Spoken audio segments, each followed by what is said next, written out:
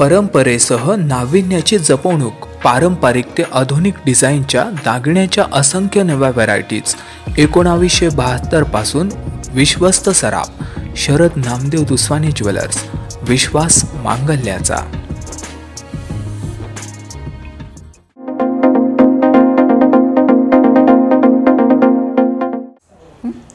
नमस्कार, मी डॉक्टर सौ सायली पंकज मांगोळकर. मी skin specialist व कॉस्मेटॉलॉजिस्ट म्हणजेच त्वचारोग व सौंदर्य तज्ज्ञ आहे. मी गेल्या 10 वर्षापासून मांगोळकर हॉस्पिटलमध्ये कार्यरत आहे. प्रथम मायमनचे मी खूप आभार मानते की त्यांनी मला इथे बोलण्याची संधी दिली. खरे तर मायमनचे मला विशेष कौतुक वाटते, कारण समाजातील सर्व महिलांसाठी हा एक हक्काचा व्यासपीठच जणू. या व्यासपीठावरून महिला त्यांच्या कर्तबगारीवर आणि व्यवसायाच्या तपशील सर्वसामान्य जनतेसमोर मांडू शकतात. आज आपण केसांची काळजी या विषयावर थोडेसे बोलणार आहोत. प्रत्येक स्त्री अथवा पुरुष याला वाटते आपण छान सुंदर दिसावे, तर स्किन सोबतच स्त्रियांच्या सौंदर्यात भर टाकणारी एक महत्त्वाची बाब म्हणजेच केस. तर सर्वप्रथम आपण केसांची ॲनाटॉमी म्हणजे नक्की केस काय असतात हे आपण जाणून घेऊया. केसांचा त्वचेवरील भाग याला हेअर शॅफ्ट असे म्हटले जाते, म्हणजेच केस दंड. त्वचेच्या खालच्या केसांच्या भागाला एक जणू पिशवीतच जणू ते असते. त्या पिशवीला हेअर फॉलिकल किंवा केश पुटक असे म्हटले जाते. या हेअर फॉलिकलच्या बाजूला सिबॅशियस ग्लँड्स म्हणजेच मेद ग्रंथी असतात. या ग्रंथीच्या तेलकट स्त्राव केसांना मिळतो, त्यामुळे आपले केस कोरडे व ठिसूळ होत नाहीत. हेअर फॉलिकलला बारीक स्नायूने जोडलेले गेले असते. त्याच्या आकुंचनामुळे आपले केस ताठ उभे राहतात. केसाच्या तळाकडील भाग म्हणजेच हेअर रूट म्हणजेच मूळ, ह्याला हेअर रूट असे म्हणतात. हा भाग टोकाला फुगीर व मऊ असतो, याला पॅपिला असे म्हणतात. या पेशीपासूनच केसांची वाढ होते. खरं तर सांगायचं झालं तर एखाद्या व्यक्तीचे केस रोज 50 ते 60 हे गळतात. हे नैसर्गिक आहे, कारण की ही केसांची नैसर्गिक प्रक्रिया आहे. पण जेव्हा केस गळती ही अतिप्रमाणात होऊ लागते, तेव्हा मात्र या समस्येवर वेळचे वेळेस उपाय करणे गरजेचे आहे. केस गळण्याची अनेक कारणे आहेत, जणू की वैद्यकीय कारणे म्हणजे कुणाला काही आजार असतील, लाईक थायरॉइड, डायबिटीज यांसारखे आजार, हार्मोनल बदल म्हणजे PCOD सारखे चेंजेस, नंतर अनुवंशिकता वगैरे असे अनेक कारण आहेत. तसेच आजकालच्या जीवनशैलीत प्रत्येकाला काही ना काही तणाव आहेतच, तर स्ट्रेस फॅक्टर सुद्धा हा खूप महत्त्वाचा भाग आहे केस गळतीच्या बाबतीत. आणि सर्वात महत्त्वपूर्ण म्हणजे संतुलित आहार. मुबलक प्रमाणात आहार घेणे हे अतिशय गरजेचे.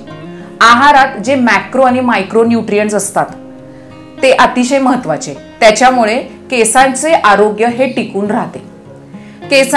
आहारामध्ये आपण मांस म्हणजेच नॉनव्हेज, सुकामेवा, हिरव्या पालेभाज्या, फळे, त्याचप्रमाणे हळदीचे दूध आणि हाय प्रोटीन डाएट घेणे गरजेचे आहे. तसेच घरगुती उपायामध्ये आपण अनेक प्रकारचे ज्यूस करू शकतो घरी, जसे की बीटरूट, परत गाजराचा ज्यूस.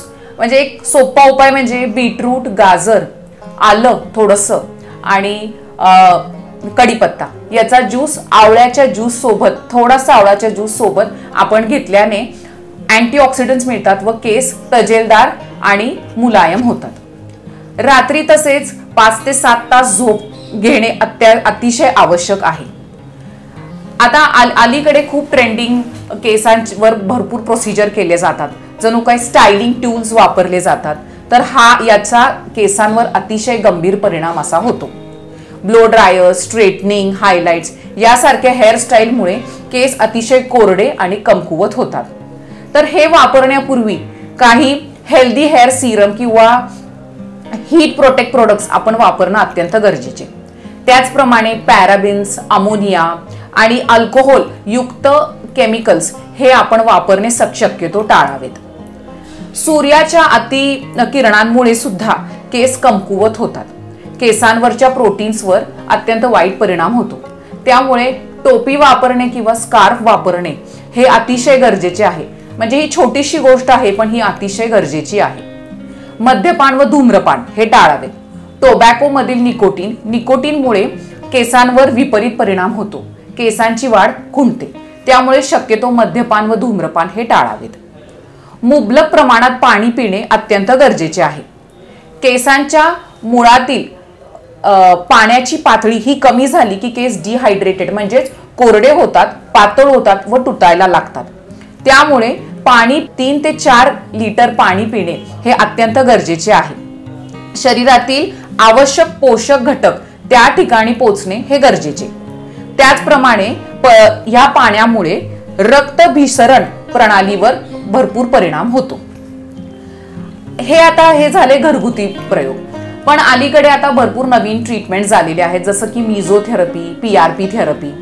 पीआरपी थेरपी म्हणजे काय तर प्लेटलेट रिच प्लाझ्मा थेरपी.